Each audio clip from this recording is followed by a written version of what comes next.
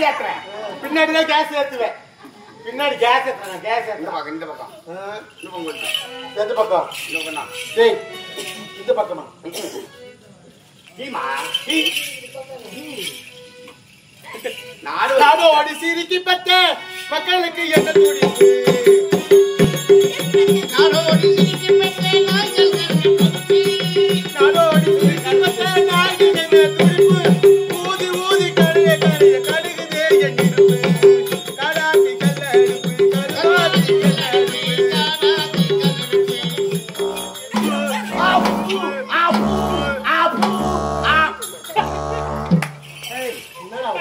என்ன சவுண்ட் வேற மாதிரி வருது? என்ன சவுண்ட் வேற மாதிரி?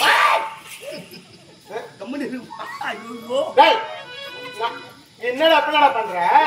ஏதோ ஜில்லுன்னு காத்து பின்னாடி வருதுன்னு பார்த்தா பன்னீர் பட்டர் மசாலா தானே சாப்பிட்டேன். எப்படி கரெக்டா கண்டுபிடிச்சு பாரு. என்னடா என்ன பண்ணிருக்கீங்க? என்ன பண்ற? நமக்கு என்ன தலையா? அவ புள்ளிக்கு நம்ம வச்சு ஓடிச்சு. அவ பெரிய மகாராணி பேர் உட்கார்ந்திருப்பா. அவ புள்ளி கட்டியா சொல்றான். நான் என்ன காஜி இல்லாத அவ புள்ளிக்கு பசினா அவ ஆயிட்டு.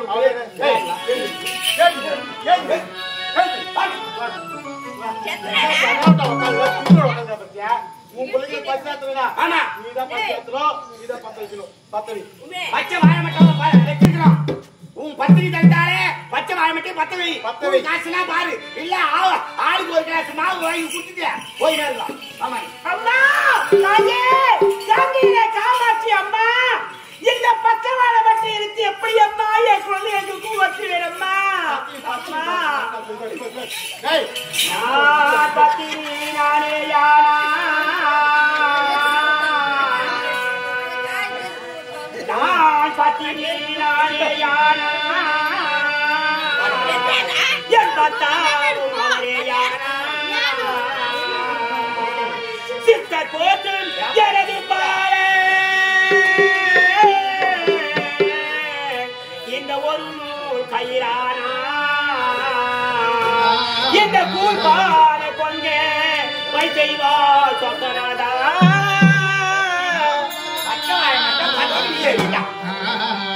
எப்படி எரியும் நாங்க பாக்குறேன்.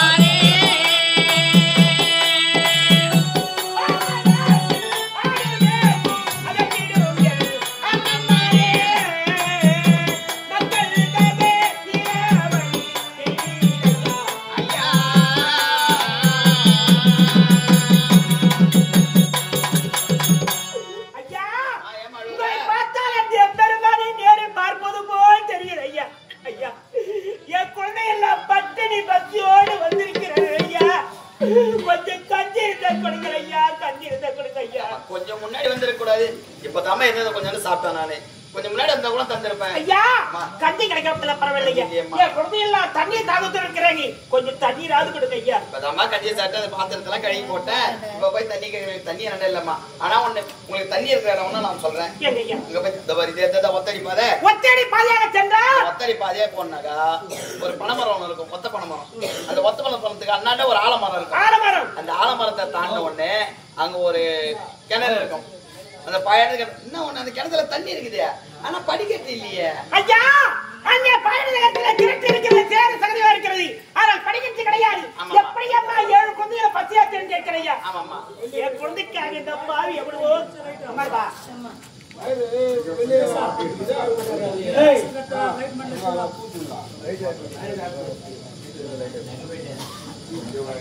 என் குழந்தைகளுக்காக இந்த பாவி எவ்வளவு கஷ்டத்தை எல்லாம் தாங்கிக் கொண்டு இந்த கஷ்டத்தை என்ன தாங்க முடியாதா? அந்த பழைய நகரத்திலே படிக்கட்டு கிடையாது. என் சேலை முந்தான அழுத்தி அந்த தண்ணீர் இட்டு அந்த தண்ணீர் எடுத்து நான் 7 குழந்தையும் பசியாத்துவையா. அந்த வழியே சென்று பாருங்கம்மா.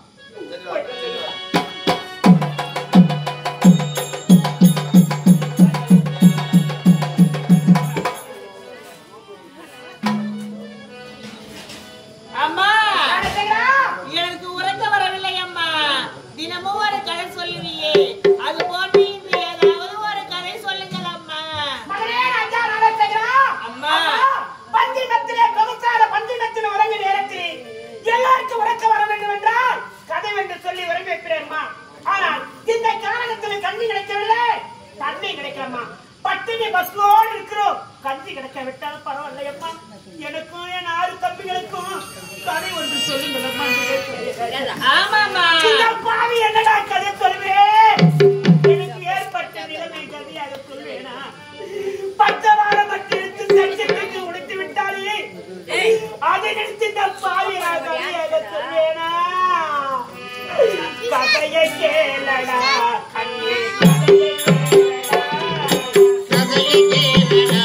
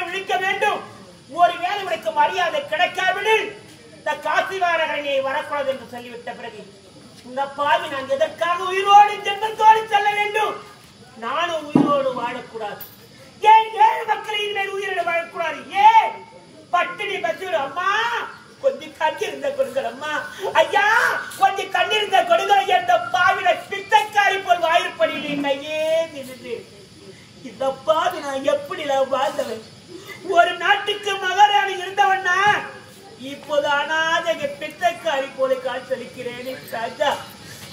இனிமேல் நான் உயிரோடு வாழக்கூடாது சொல்லுமே. நாட்டத்தைய மக்களா, இந்த பாவி இனிமேல் உயிரோடு வாழக்கூடாது, நீங்கள் இருக்கக்கூடாது ராஜா. ஒரு ரோமம் முதிர்ந்தாலும்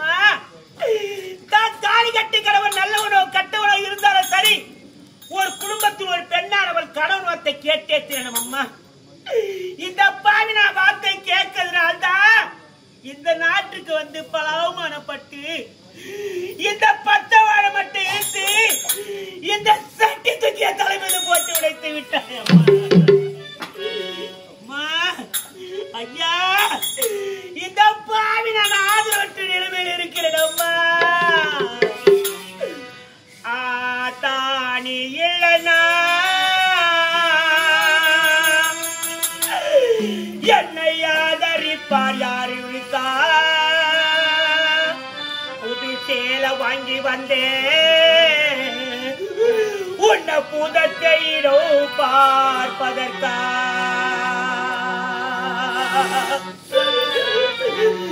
ஆத்தானி இல்லைன்னா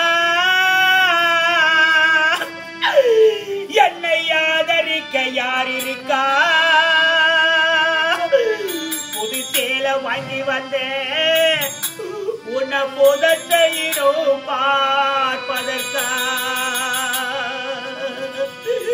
அம்மா எத்தனை பிறவியோ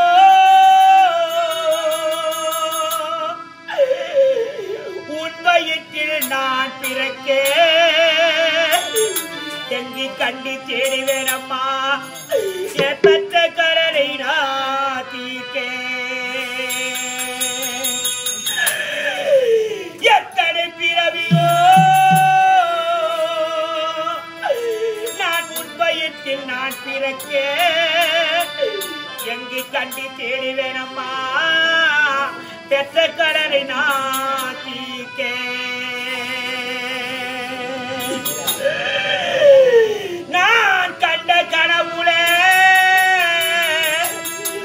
அந்த நந்தவனும் எரிந்தது அந்தவனும் நீதான் என்று அப்புறந்தான் தெரிந்தது நான் கண்ட கனவுல அந்த நந்தவனும் எரிந்தது அந்தவனும் நீதான் என்று அப்புறந்தான் தெரிந்தது அம்மா நான் கட்டப்பட்ட காலத்தில கலகல நினைத்திருத்தேன் கண்டாங்கி சேலை கொண்டு என் கண்ணீரத்தான் நீ தொடத்தேன் நான் கஷ்டப்பட்ட காலத்தில கலகல நினைத்திருத்தே கண்டாங்கி சேலை கொண்டு என் கண்ணீரத்தா தொடச்சே அம்மா கடைசி மூச்சு நிற்கிறப்போ கடைசி மூச்சு நிற்கிறப்போ என்ன தாயினி மறைத்தே கலங்கிடுவான் பிள்ளை என முசாவ கூட நீ மறைத்தே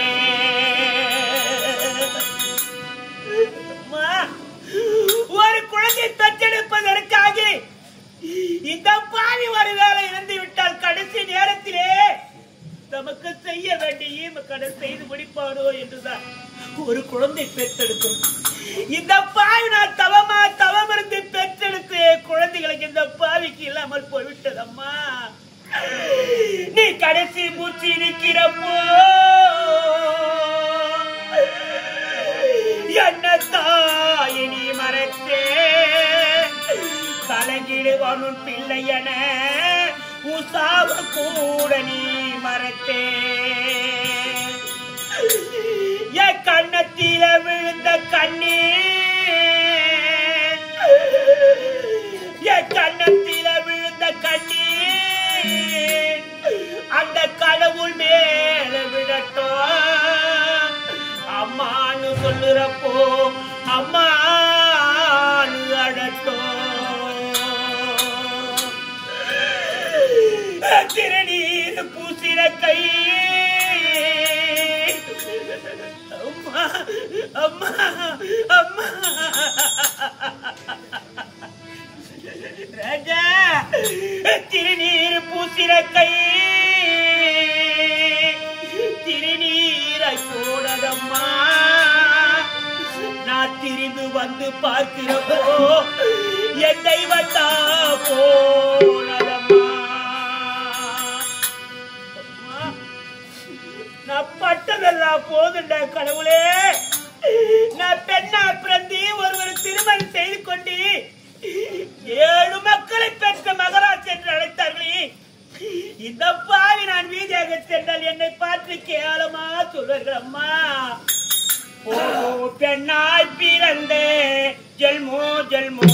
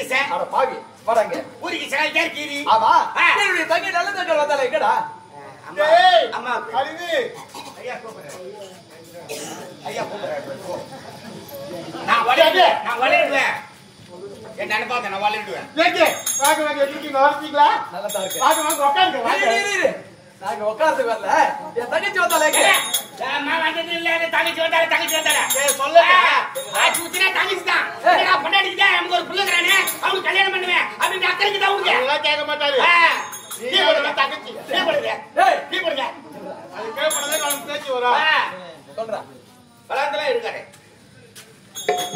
ஏண்டா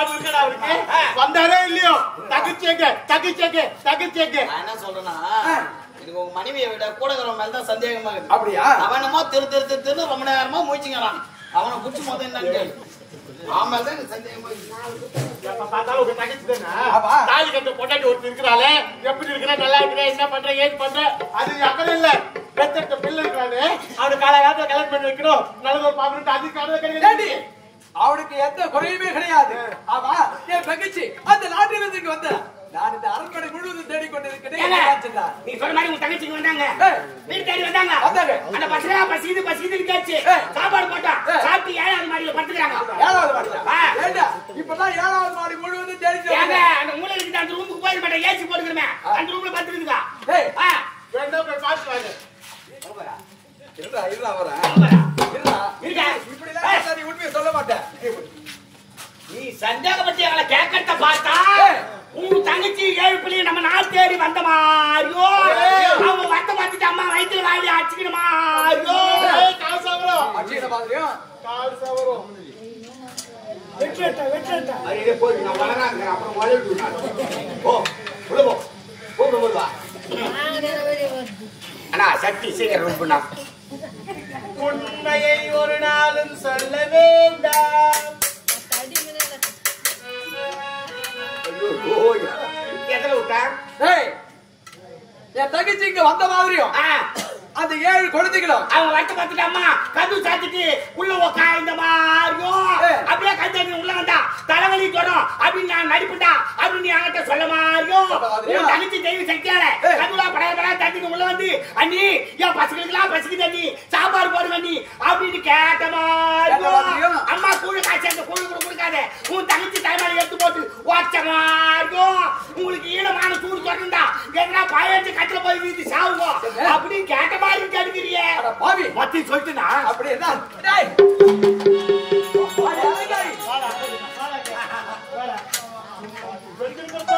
மூணு மணியை கட்டிட்டு சதுர பாக்கணும் அதுதான் என்ன தனியா விட்டு போவாத நான் ஓலையிட்டு சொன்னா இல்ல ஆடிய வச்சியே டேய் எங்க ராஜா அவன் எங்க தள்ளு அவன் எங்கயா அவன் எங்கயா அழகா வந்தா சாப்பிட போடாங்க சாப்பிட போடாங்க ஆமா. ஆமா எந்த சேர் செஞ்சாங்க ஐயா கேட்காது கேட்காது கூழ் கூட குடிக்கலீங்க அந்த குழந்தைங்களா பசி இந்த செவுடா என்ன கட்டிக்கு பூ தாலி அறக்கும் அட பாவி ஆமா நீ செத்தாத தாலி அறப்பாங்களா ஏண்டா கள்ளவாத்திய வரத வாயில என்ன இப்ப பொண்டாட்டி இருந்தா என்ன கேட்டா என்னங்க இந்த மாதிரி ஆம்பளைங்களா இருந்தா இந்த மாதிரி பொண்டாட்டி கட்டி போச்சு ஏண்டா உன் தங்கச்சிக்கு காரணமா சாவுத்து காரணமா இருக்கிறா அவளுக்கு என்ன மரியாதை வாச்சு போடி உங்களுக்கு வேணும் போடிட்டு பாருங்க டேய் ஐயா 7 பிள்ளை தாய்மா அழுதுன்னு இந்த வழியா தான் போனாங்க ஐயா இந்த வழியா ஆமா ஐயா இப்படி என்னுடைய தங்க எங்க இருக்கறத பாத்துட்டு வரல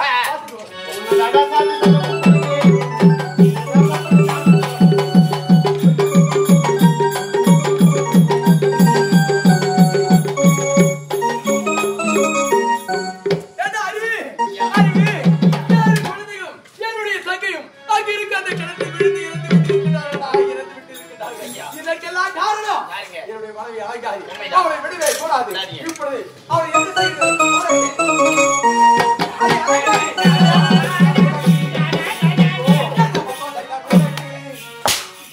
அதிகாரி ஏண்டா பாப்பா செய்தார் உனக்கு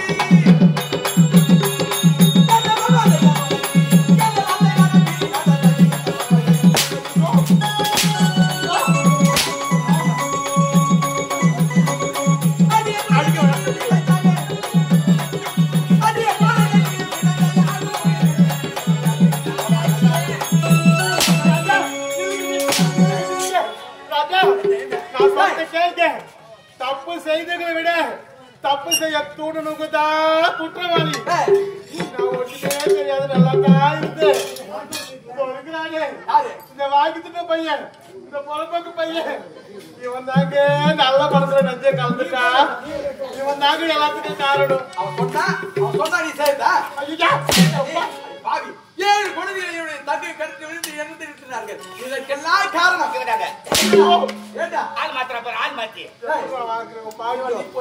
இப்படியே கவலைப்படாது இவளை. ஆமாங்க. இப்படி விட்டால் இந்த நாட்டு மக்கள் அனைவரும் இவளை பார்த்து கற்றுக்கொள்வார்கள். ஆமாங்க. அதனால் இவளுக்கு பொட்டை அடித்து கருப்புள்ளி செப்புள்ளி கழுந்து வெளியேற்றி முச்சத்தை நிறுத்த வேண்டும் இவளை. ஊர்வலமா வரணும். ஆமா. அது மட்டும் இல்லைங்க, உங்க தங்கச்சி செத்து தெய்வமாயிட்டாங்க. அந்த அம்மாவுக்கு ஒரு ஆளு கட்டி அதன் முன்னே அந்த அம்மாவை சிலையா வச்சுட்டு இவரு என்ன பண்ண தெரியுமா? உள்ள கருப்பு வேண்டாம் அம்மாவே கருப்பு கருப்பு கர்ப்பத்தில் தான் வைக்க போறோம். உள்ளடா உள்ளடா கருவறையிலடா கருவறையில விட அம்மாவே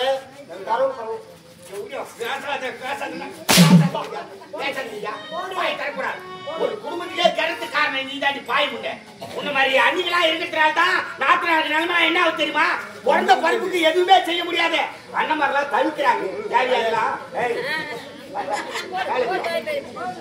ஐயா அண்ணமா கோயில் கட்டி சிலையா வச்சுட்டு என்ன பண்ண தெரியுமா? கோயிலுக்கு வெளியே உடம்புலாம் கீழே வச்சிடணும், தலை மட்டும் மேல வச்சிடணும். நாட்டு மக்களா கோயிலுக்குள்ள வந்து உங்க தங்கச்சி தெய்வமா வணங்கிட்டு வெளியே போகும்போது படுபாய் முண்டை நாட்டுக்காரர் இப்படிலாம் கொடுமை பண்ணானே அப்படின்னு உன் மூஞ்சில காரி துப்பணும் அப்படி காரி காரி போயிடும். அதுக்கு முன்னாடி ஏன் பண்ணா சரி நீ போவா நல்ல வேலை தப்பி வச்சுக்கிட்டாரு. நல்ல வேலை செஞ்சுடா. என் வீட்டுக்கு அடிக்கணும் அடி வாங்கியே செஞ்சிருக்கணும். அவளுக்கு சமாதானம் பண்ணி அனுப்பிட்டேன். ரொம்ப சந்தோஷம். வாய் தங்காது ஐயா சொன்ன மாதிரி உங்களுக்கு ஒட்டாச்சு கரும்புலி செம்புலி குத்தி கழுது மேல உட்கார வச்சு ஊர்வலமா வர போறேன். இப்ப என்ன பண்ண போற தெரியுமா? உன்ன அடி மூடி குண்டை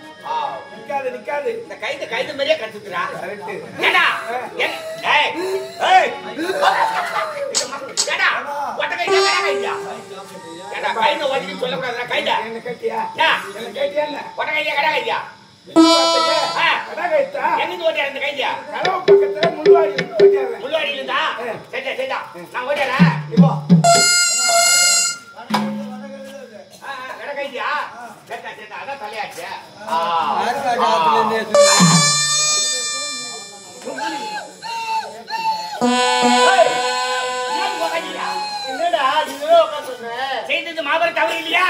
அதனால நாட்டு மக்களான மன்னிப்பு கேளு. எப்படி மன்னிப்பு கேட்கறது? எப்படி மன்னிப்பு கேட்கறது? எப்படி கொடுமை செஞ்சா? சரி சரி நான் கேட்கிறேன். அன்பான தாய்மார்களே, பெரியோர்களே, நாமினேஷன் தாக்கல் பண்ணிக்கிறேன். உங்கள் பொன்னான ஓட்டுகளை எனக்கே போடுமாறு தாய்மையுடன் கேட்டுக்கொள்கிறேன். நாமினேஷன் தாக்கல் பண்ணி ஓட்டாங்க எப்படா கேட்கறது தெரியாது சொல்லிக் கொடுறா. அம்மா தாய்க்குளமே, அம்மா தாய்க்குளமே, இந்த கைத வேற சும்மா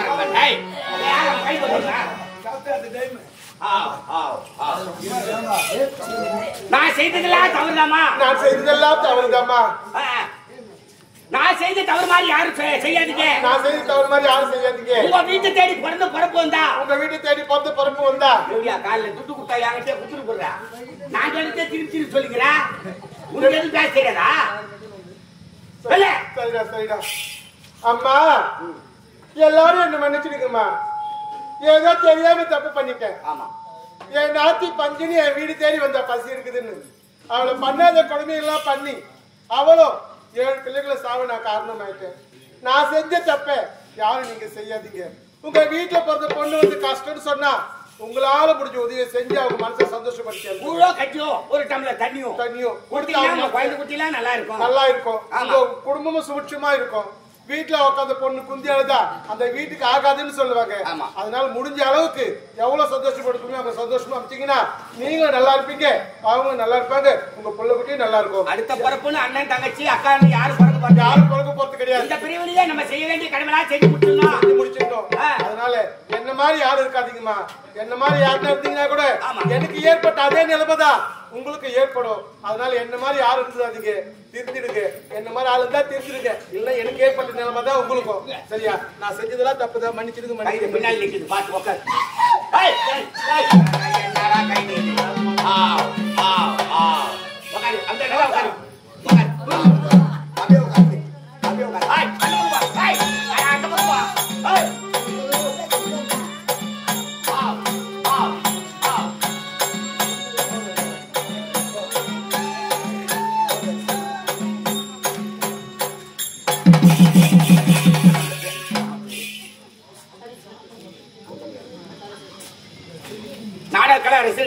திருவண்ணாமலை மாவட்டம் வெண்பாக்கு வட்டம் கீழ்நெல்லி கிராமம் ஸ்ரீ சக்தி கணபதி நாடகம் நடத்துகிறார்.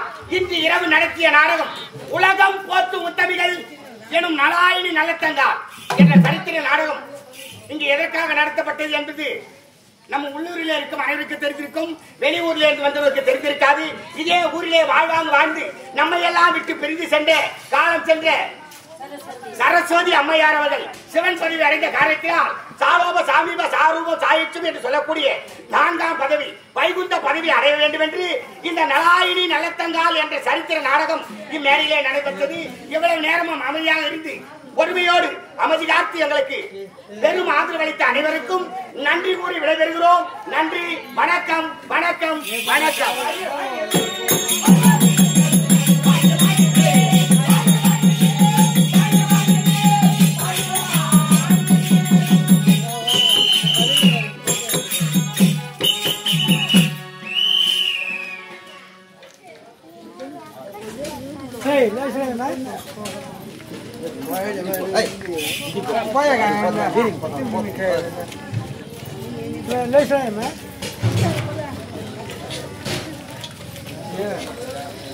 అయిపోయిందమ్మా